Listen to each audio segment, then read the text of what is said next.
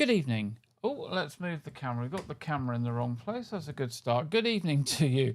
It's Saturday, the 18th of January. It's just past 6 o'clock, and welcome to Wyke, Regis TV News. And in the news this week, Dorset Council has announced it is taking a second look at its development plans for North Quay and Weymouth Bowl. This decision comes after a thorough evaluation process revealed that the applications the council received from potential development partners did not meet the standards the council had set for the development of these two prime real estate locations.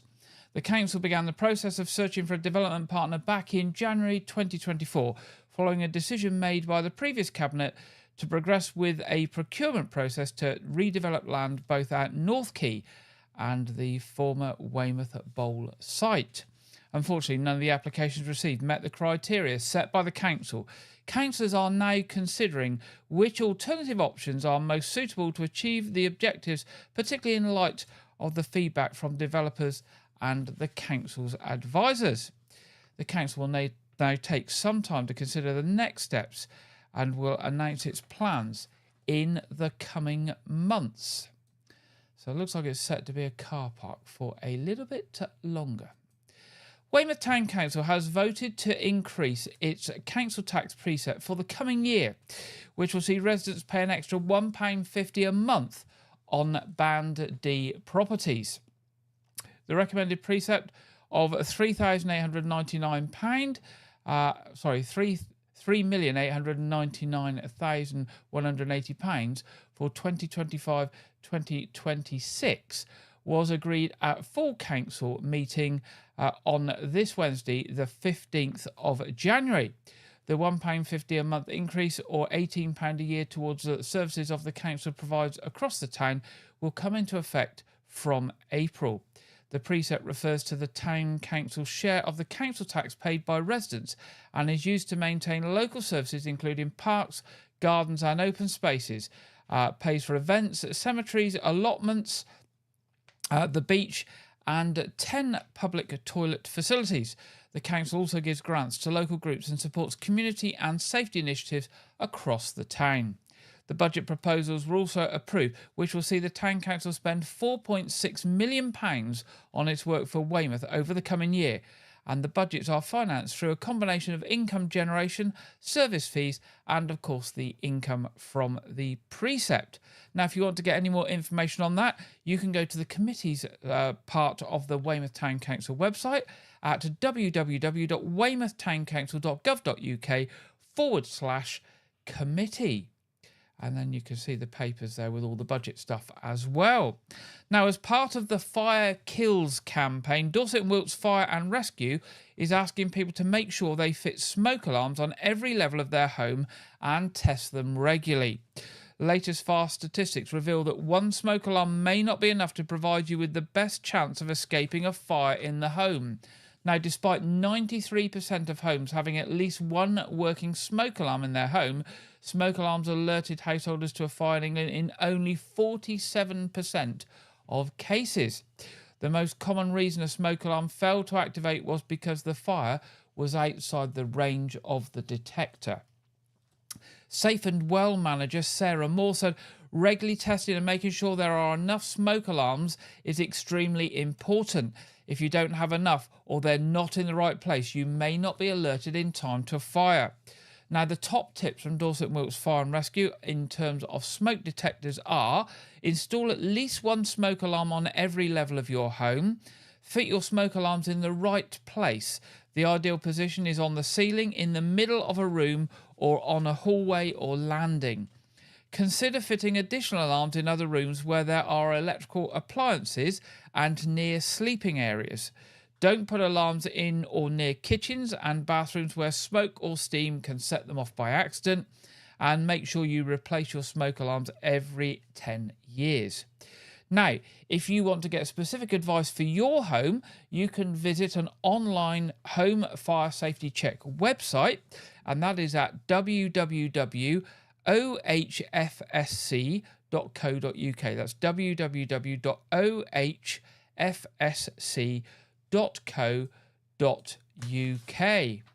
Now, a fascinating new exhibition is to explore the lesser-known history of gladiatorial contests in Roman Britain and will launch at Dorset Museum and Art Gallery on the 25th of January before touring to 4 UK venues.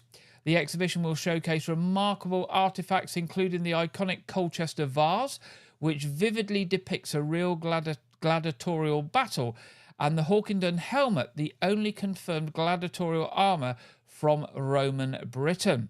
These extraordinary objects, alongside other key finds, shed light on the violent spectacles that captivated audiences and the vital role gladiators played in Roman society.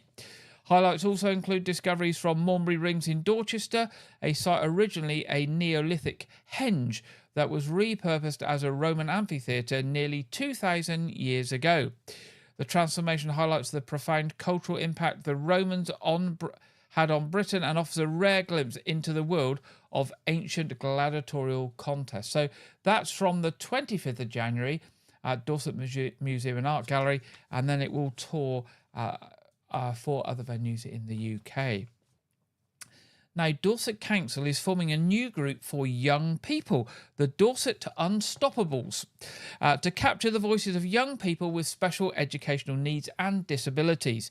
To join the Dorset Unstoppables, children and young people must be aged between 11 and 25, have a special educational need or disability, and live in the Dorset Council area.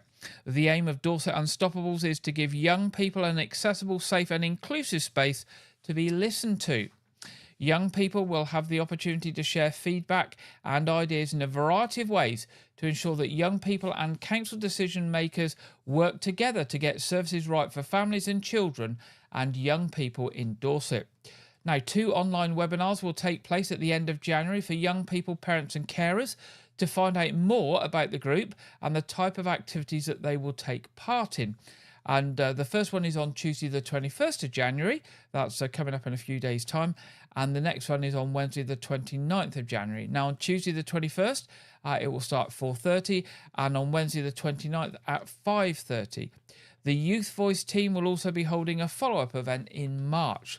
For more information about Dorset Unstoppables, including information on how to join those webinars, drop a quick email to youthvoice@dorsetcouncil.gov.uk. That's youthvoice@dorsetcouncil.gov.uk.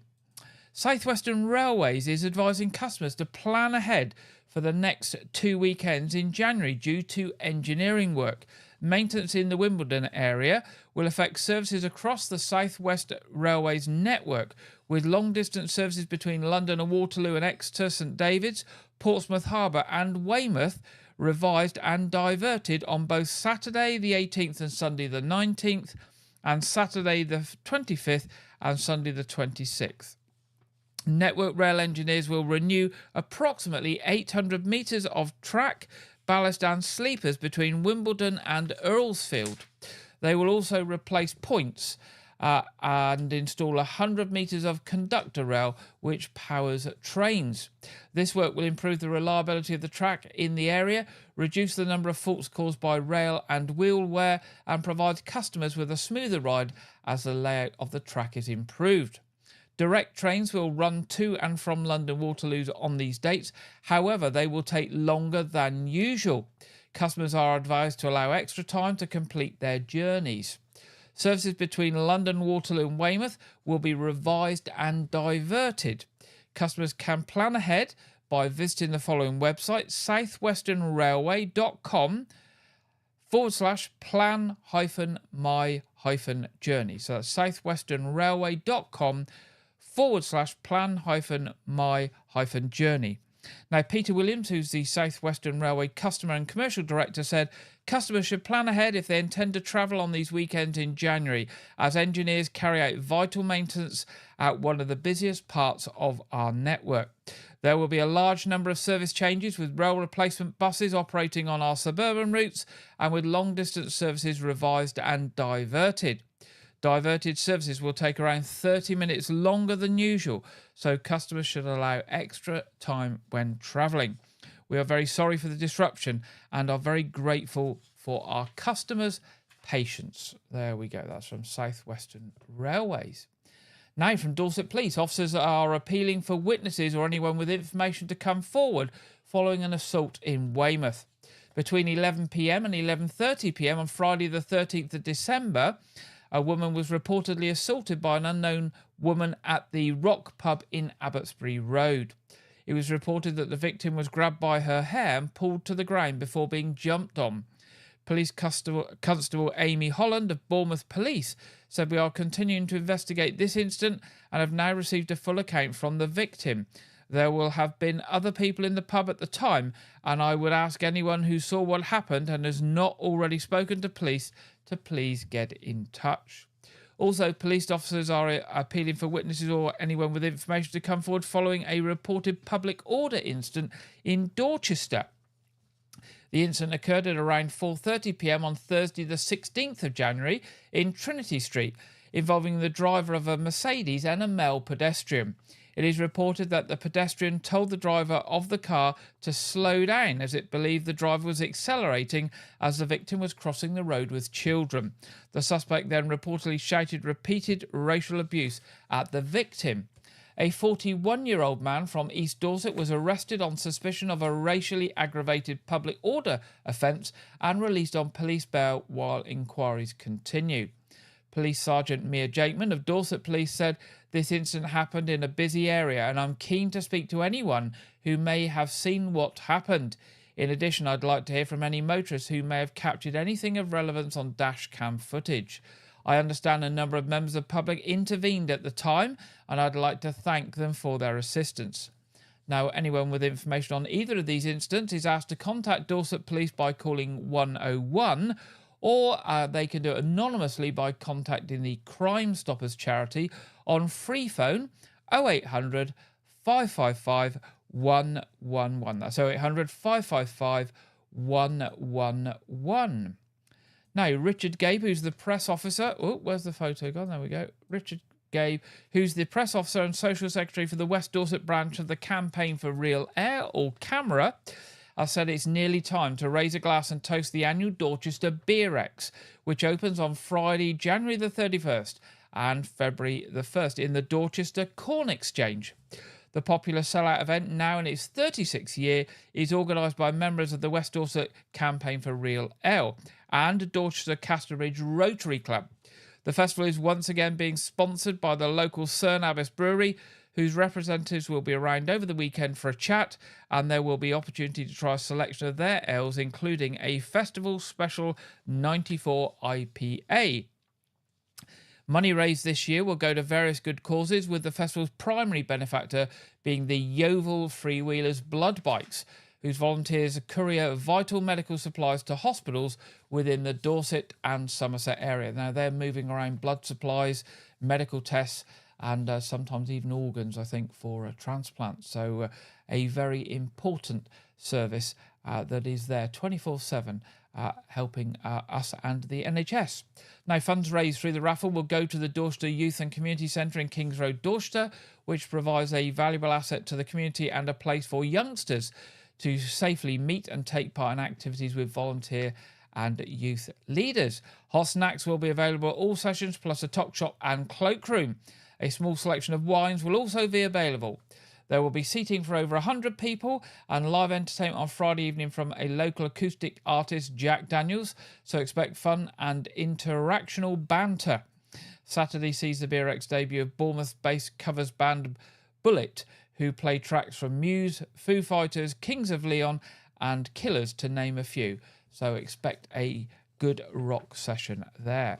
Now, tickets are available in Dorchester from the Convivial Rabbit and Tom Brown's, from the Brace of Butchers in Poundbury, or the Globe Inn in Weymouth. They are also available online at www.camerawdorset, so camerawdorset.org.uk. Now, an inclusive community music event with the message of One Beat Many Sounds is taking place in Dorchester on Saturday the 25th of January. The Love Music Hate Racism gig will celebrate both the vibrant local music scene and community standing together in unity against hatred and division. Love Music Hate Racism is a non-partisan campaign which aims to promote unity through the power of music. It uses the energy of music scene to celebrate diversity and promote anti-racism in the tradition of the Rock Against Racism movement of the late 1970s. The event, which is predominantly being organised by students and young people from Dorchester and Weymouth, is being hosted by the Vinyl Van on Brewery Square, with doors opening at 7 p.m. Entry to the event is free thanks to the support of the venue and sponsorship from local organisations. More information can be found online by visiting lovemusichateраcism.com or the Love Music Hate Racism Dorset Facebook page. Weymouth and Kingston Morwood College have confirmed a new principal and a new chairman of governors following a merger. Kate Wills, who had been interim chief executive and principal since August, has been confirmed as the new chief executive, while Chris Evans has been appointed as the new chair of governors. The appointments come at a pivotal time following the merger of Weymouth and Dorchester colleges in August, described as the biggest change in further education in Dorset since the 1940s. Mrs. Wills, who replaces Luke Rake, who led Kingston Morwood, and Julia Howe, who ran Weymouth College, brings over 2 decades of experience in further and higher education in the South West. Before joining the college, she served as Group Deputy Principal at the Cornwall College Group, where she managed a diverse portfolio across 10 campuses.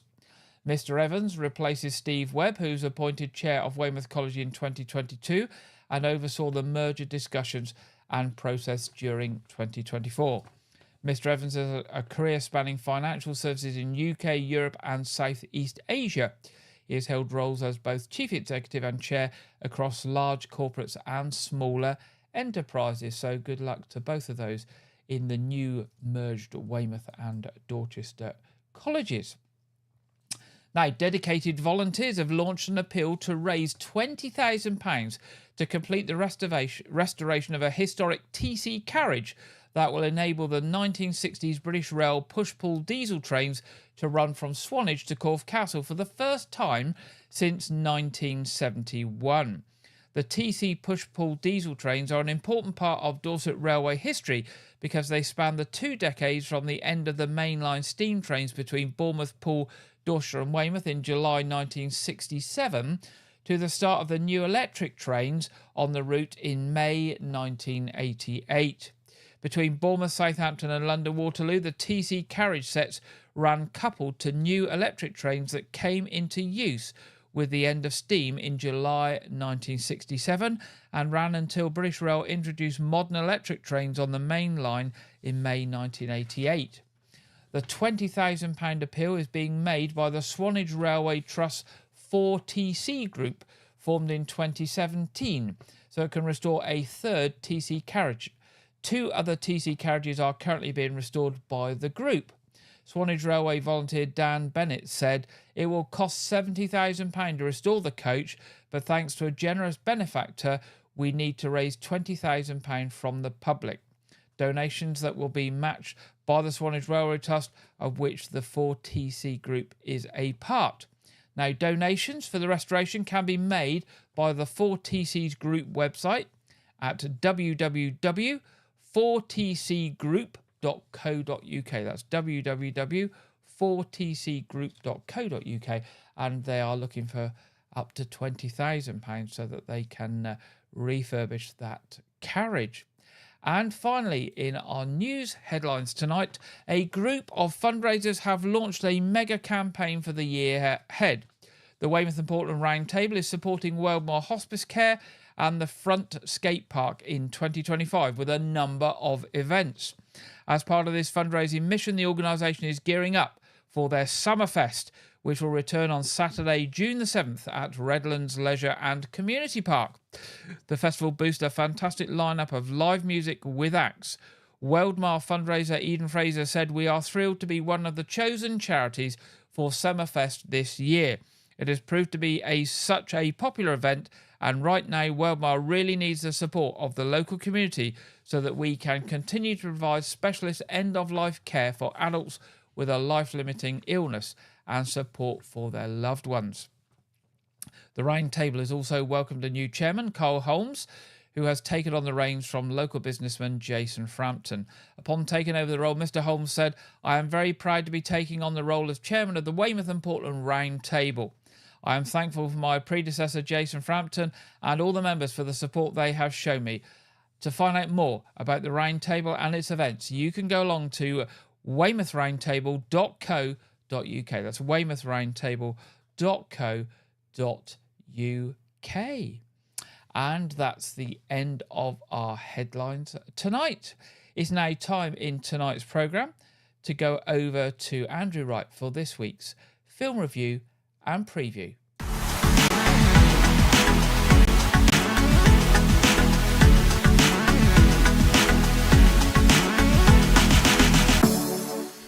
Welcome to Wyke Regis TV film review and preview. I'm Andrew Wright. This weekend, Wolfman is released in cinemas. The film is the latest horror film from director Leigh Whannell, most famous for his work on Saw, Insidious and The Invisible Man. And Wolfman is a reboot of the classic Universal monster. So from back in the days of like all those black and white horror films of like Frankenstein, Dracula, The Mummy, etc. The film stars Christopher Abbott as Blake, a family man who relocates his family to Oregon after inheriting his childhood home when one night they're attacked by a werewolf, but after barricading themselves inside the house, Blake starts to transform after getting scratched, putting his family at risk. The film also stars Julia Garner, who I think it's her who's been cast in Fantastic Four as Silver Surfer. That's another thing. Wolfman was originally supposed to star Ryan Gosling, but he pulled out and instead he serves as a producer on the film.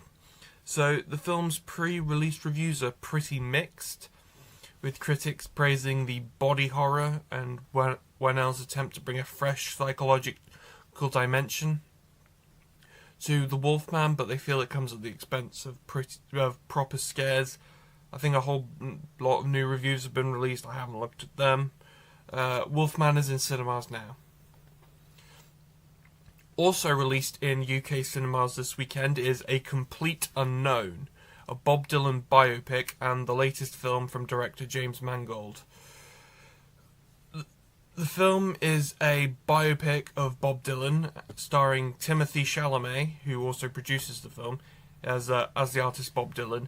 And the film follows Dylan through his earliest folk music successes up until the controversy over his use of electric instruments in 1965. The film also stars Edward Norton, Elle Fanning, and Monica Barbaro. The film has just under 80% positive reviews from critics, who praise Chalamet's performance, but feel that the film doesn't really understand Dylan. The film has been very heavy on the awards circuit. It was named one of the top 10 films of 2024 by the National Board of Review because it came out Christmas Day, I believe, in America. And it's been nominated for 3 Golden Globes and 6 BAFTAs, with both of those having nominations for Best Film, Best Actor for Chalamet, and Best Supporting Actor for Norton. So we can expect it to play very well, and we can expect it to have a good chance at the Oscars of being nominated. But that's next week, I believe. A Complete Unknown is in UK cinemas now. That's all I have for this week, but be sure to check back next week where I will be talking about the home video release of The Wild Robot, as well as the new Mel Gibson film Flight Risk. If I have a chance, I'll also talk about Smile 2, but I'm not sure if I'm going to watch that next week. I'm getting it, don't know if I'm watching it yet. Now back to Gary in the studio. Thank you very much there, Andrew, and we'll be back with Andrew next week. It's now time in this week's programme to go over to the Met Office for the weekend evening weather forecast. And this week, we are joined by Catherine Chalk.